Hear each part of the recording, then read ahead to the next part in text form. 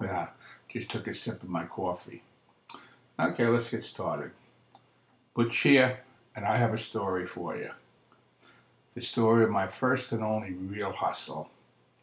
Let's go back to when it all started. 1976.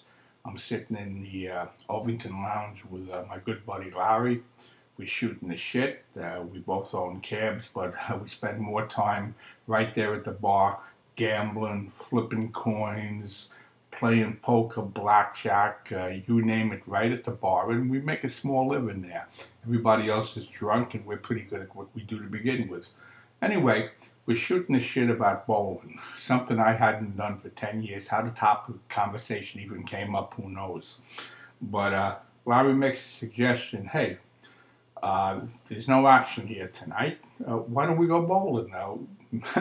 Maybe we could use the exercise. I look at him like he's nuts, but for some reason, I said, yeah, why not? Anyway, I had checked some of the bowling alleys in the area, and to my great surprise, I went over to the payphone. No cell phones at the time. Nothing was open. Now, these are all bowling alleys that were 24/7 just 10 years ago. It's been that long since I even walked into an alley. Ever since that last night at Leda Lanes when I wiped out the house, and because I was getting married the next week, I retired from bowling. 22 years old, really shooting well, and I retired. What an idiot. Yeah, I know. Real idiot, to say the least. But we decided to get in the car and take a ride out to Green Acres.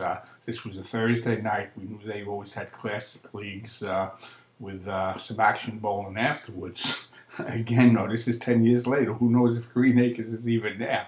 Now, of course, I could have just called up, but we felt like taking a ride anyway, so we said, let's throw it up in the air, just go there and see.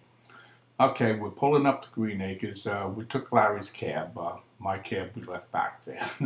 and and I actually found some excitement just pulling up into the lot behind Green Acres. Is there going to be action? Is it open to begin with? And I actually felt my heart beating a little bit more. I said, wow, am I getting the feeling back? So anyway, it was open. We walk in, and I see down the right side, there's something going on. It looks like an action match. Guys around it, it's pretty easy to spot something like that. But that was the only thing that was happening.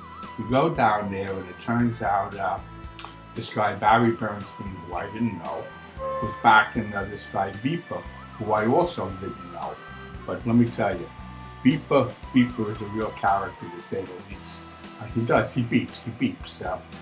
He's got a problem that he was born with, but he takes advantage of it as he drives his opponents crazy. Beep, beep, beep, beep, beep, and plus he fouls constantly.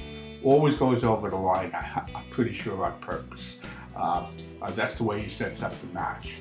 So anyway, I get to talking with Barry, and I find out that there's some very decent action that goes on at a few different spots. Raceway Lanes out in Yonkers, Cuskies, Whitestone Lanes, and that the biggest backer is this guy Bill Daly, who goes around with Jeff Kidder, the #1 action bowler at the time.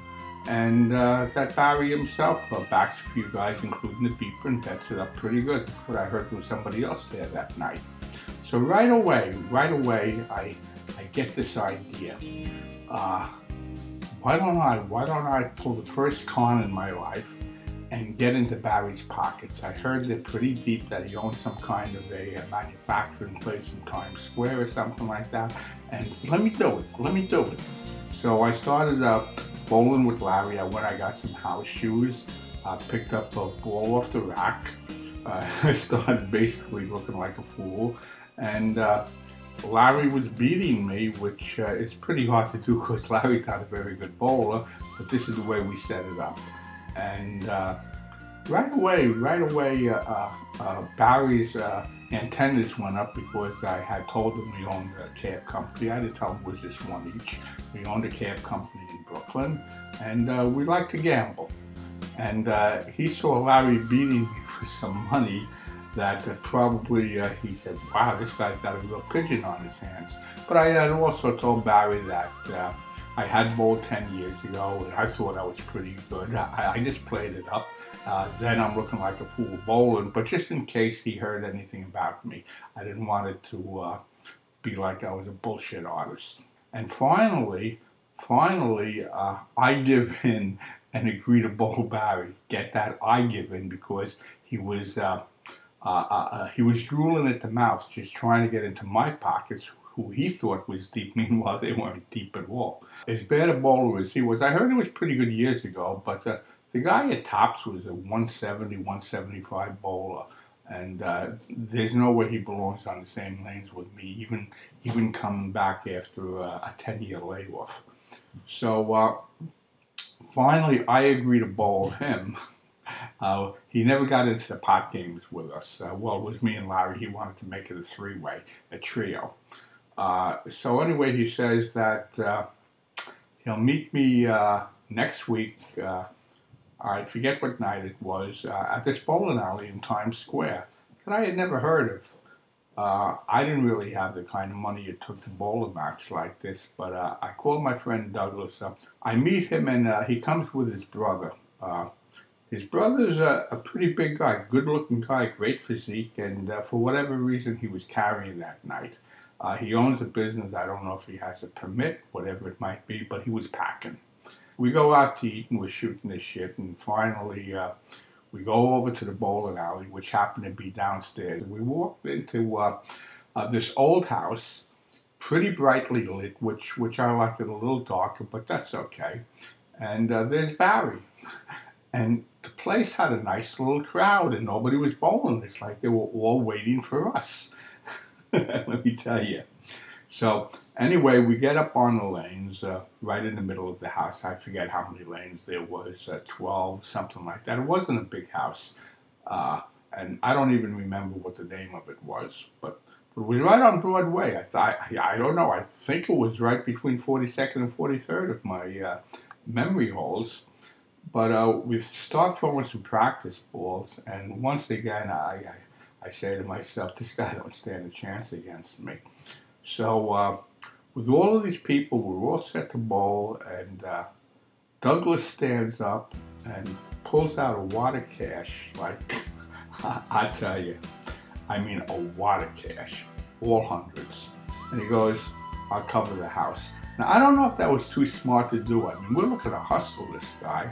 But I had already told Barry that my friend Douglas is just a big-time gambler, that he'll bet on cockroaches. The man just goes, and many times he loses a bundle.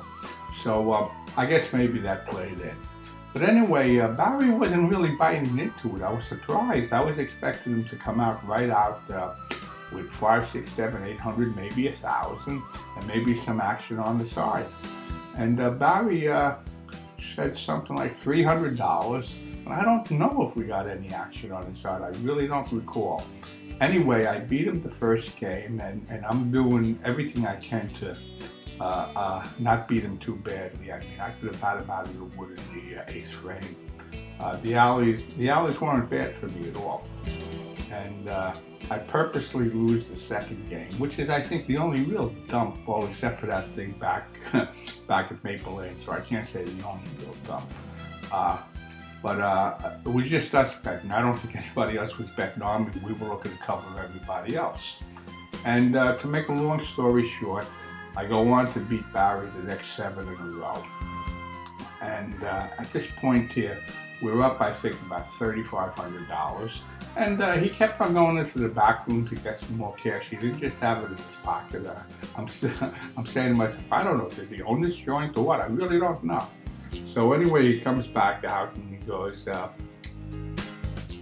cash is gone. I'd like to bowl you on markers.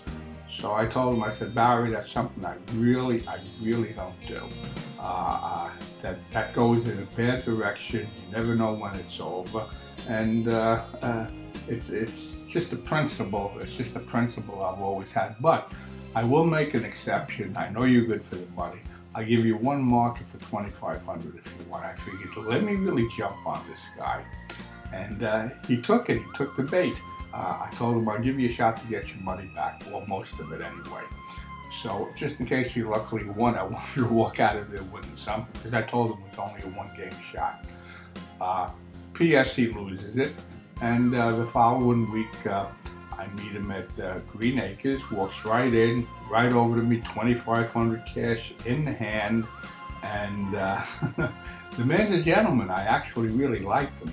But that's my Barry Bernstein story. And I went on after that throughout the next year, bowling against him in doubles matches, bowling against people that he backed, like the people. We'll get into those stories. And Barry Bernstein, yeah, it was a hustle. I set it up, my first and only one like that. Butch, over and out.